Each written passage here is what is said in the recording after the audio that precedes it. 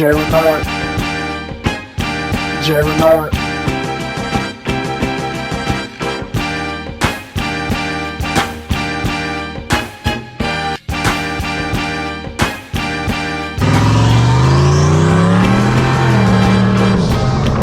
Alright, what's going on, my people?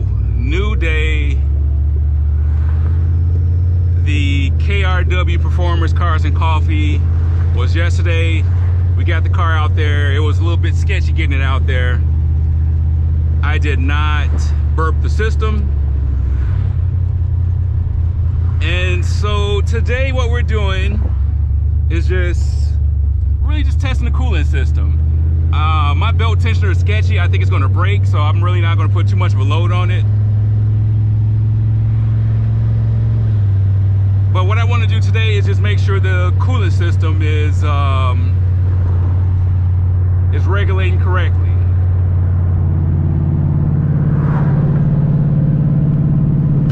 This optimal battery I have is garbage. I know a bunch of y'all said that. Nothing I can do about it right now. I'm looking at an X2 battery.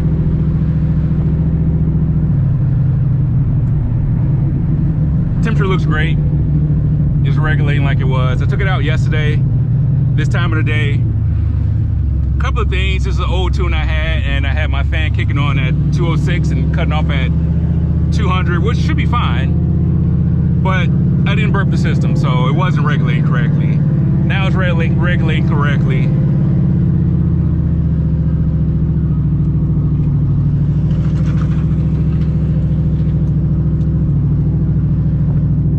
Kind of sucks that my play area is about to go bye-bye over here.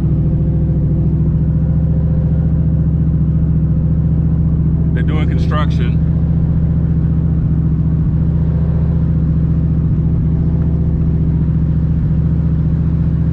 So I'll probably burp this thing one more time. It looks like it's regulating great. I didn't have the radiator boxed in fully also, so I finished boxing in the radiator more.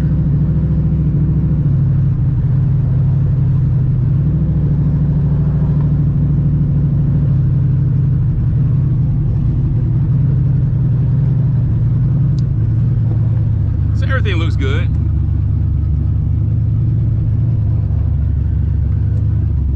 Let's take a quick look at what's going on here.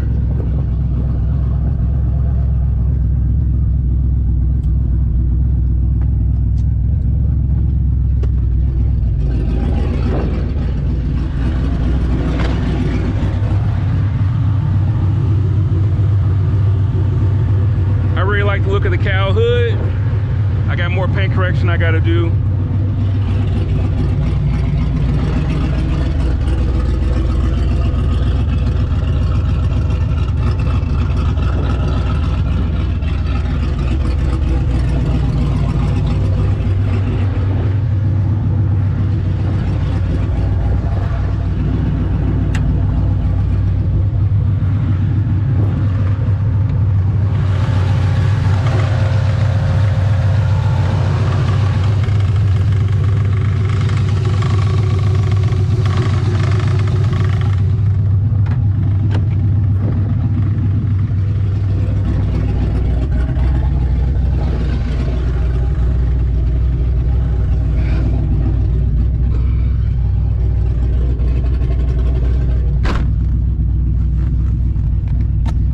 Temperature's perfect.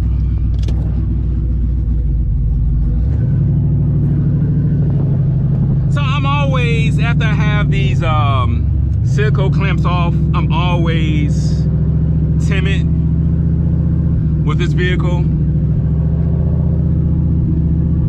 because I'm always afraid a silicone clamp is going to pop off.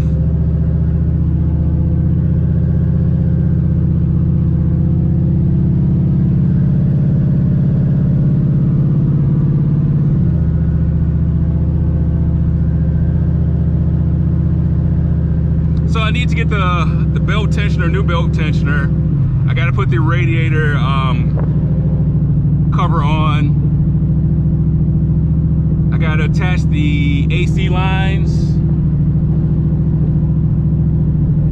probably play around with the shock setting in the back. I don't know where it's at right now, but I want it a little bit more looser. I got to get the new radiator, and yeah, I think that's pretty much it for this car.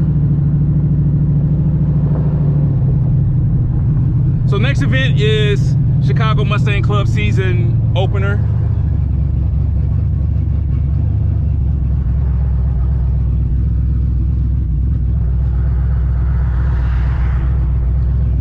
Oh, and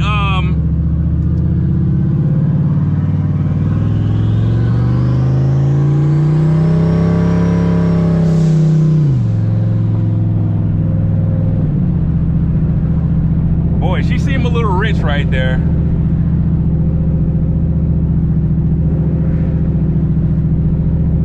Let me log this.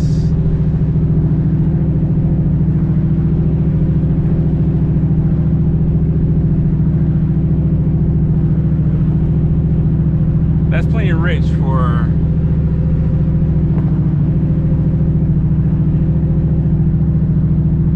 not really getting into boost.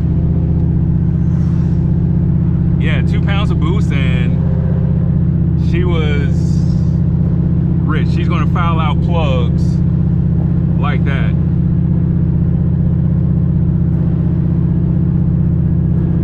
So we're gonna have to take some fuel out of her. So this is why I always kind of like slowly get into going wide open throttle on this car.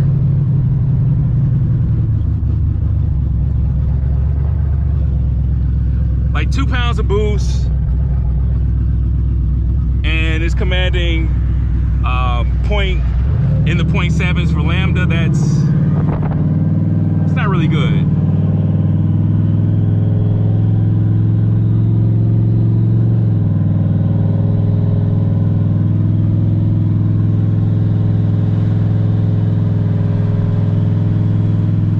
Man, I hope I got a good thumbnail.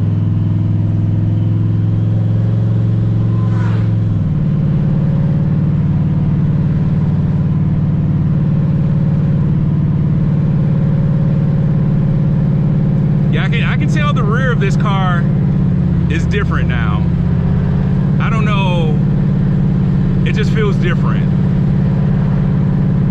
Like with those Steeda control arms back there, it just feels tighter.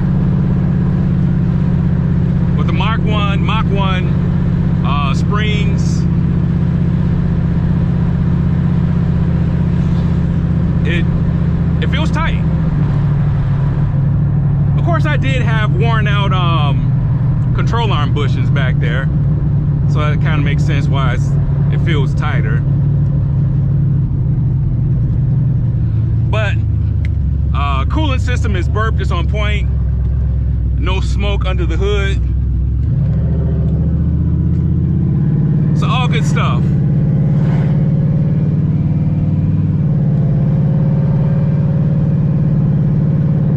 So I'm gonna have to give it a little bit of load before I get to the house, because I wasn't data logging.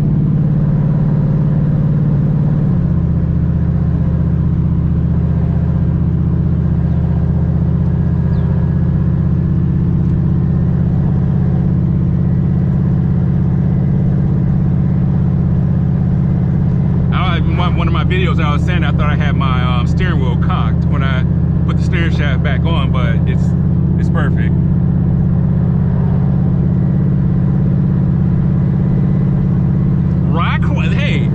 Ride quality, I have to say, so far, I'm happy.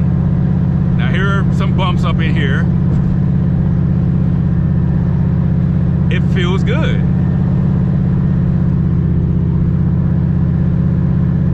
The front is a little bit loose.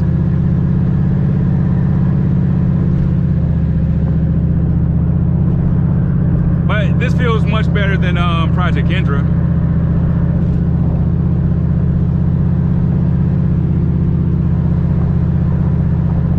I'm happy with that.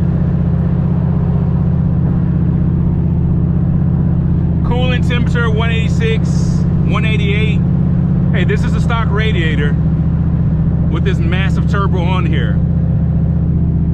But I have the radiator boxed in, and I have an AC condenser on here, on top of an intercooler, on top of a transcooler, and it's putting in work.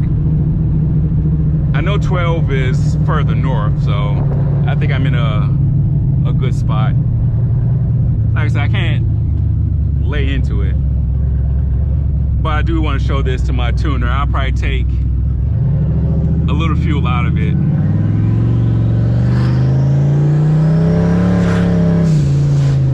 So yeah, that's too rich right there. 0.7 at 2.5 psi. So that's why, if you guys are boosted, learn how to read this thing. Learn how to read that air-fuel ratio. That is the heart of your car, and you can prevent a lot of bad things from happening if you know how to read this. Yeah, the car is golden. I got a smell like almost like an oil burning smell. So hopefully that's some old stuff that just needs to get burnt off. But besides that, yeah, everything is checking in. Like cruising, my temperature's at 184. I'll go home, pop the hood, just make sure everything looks good underneath. All right, so I think this first drive, well, actually, technically it's the second drive. I think this second drive was a success. We took the car out to KRW's Cars and Coffee, and we were having some, it wasn't really overheating. It just wasn't acting normal. You know, the tune, I had the fan to kick on at 206 and it was supposed to cut off at 200. It wasn't doing it consistently. It was kind of struggling to do it. And I knew once I started driving it, once I saw that I needed to burp the system. So burped the system yesterday, took it out for the first drive and updated the tune. So now the fans kick on at I think 196 and it kicks off at I think 188, something like that. Actually, if you run E85, you really should let the temperature get a little bit higher, at least 212 degrees, the water boiling temperature, because you get up to 212 degrees, then you won't get that much condensation in your oil. With E85, a byproduct of combustion with E85 is condensation. So if you want to do less oil changes, just allow your engine to run a little bit hotter. I will do more oil changes instead of running hotter, just because this is a turbo car and everything is already hot underneath the engine bay. But you know, I kind of thought about why the car is running so rich, and I forgot that I put the new fuel pump and I put new lines on. I don't know how long I might have had that fuel line leak. So basically we kind of could have been masking all that with the tune by compensating for less fuel pressure. Now that we have a more than adequate fuel system, it's just dumping more fuel because it was band-aiding it. So I think that was the issue. I think that's the only reason why really nothing else has changed with the car. And so I think that's the reason why everything is just so rich right now. So I'm probably not going back out tonight because I'm probably gonna end up going roller skating. So I just took 10% of fuel out of everything above, I think 3.25 volts on the mass airflow transfer. That'll get it, you know, a little bit, it'll take enough fuel out of it for me to play with the car a little bit. And then, you know, I have to make changes based on what I see. But I did email Michael at EFI Dyno Tuning. You know, this is a busy season for him. So luckily I'm not in a situation where the car is stranded. I know enough just to get by or break something, one or the other. So yeah, I'm really digging the cow hood. I Still need to do some cutting and buffing on it. It's not to the point where I like it. I was kind of worried about underhood temperatures, the ECT temperatures maybe being elevated because I don't have that heat extractor no more. But this is a functional cowl hood, so yeah, everything is good. You know, it's ironic that, you know, this is probably the first year in maybe 3-4 years where this car is absolutely perfect. And this will probably be the last year that I go with this turbo setup. I know I've been going back and forth with that, but you know, it's just too much maintenance with these turbo systems. You know, something as simple as me going out today, just being worried about a silicone coupler popping off because I took all that stuff off, and you know, just going through the process of making sure everything is tight. Yeah, it's just an unnecessary stress that I have in my life right now with this car that I really don't want anymore. So most likely we'll be changing the setup on this car over the winter, and I'll probably do a couple other things. I'm not happy with the ride height, but I have to have the car. I like the way I look in the back. Those Steeda adjustable lower control arms are a great investment. I was able to run that Mach 1 spring. I can tell a difference in the ride quality in the back, and you know, I wish I can get lower in the front, but I just really can't because of the piping, the turbo piping. That's another thing why I kind of want to get rid of this turbo setup. It's just, I can't have the stance on the car the way I want it. I guess technically I could just do some modifications to that intake pipe, but you know, at this point, I think I just might change the setup. So, hey, I appreciate y'all rocking with me on this video. Leave a comment down below. Tell me what you think about the cowl hood.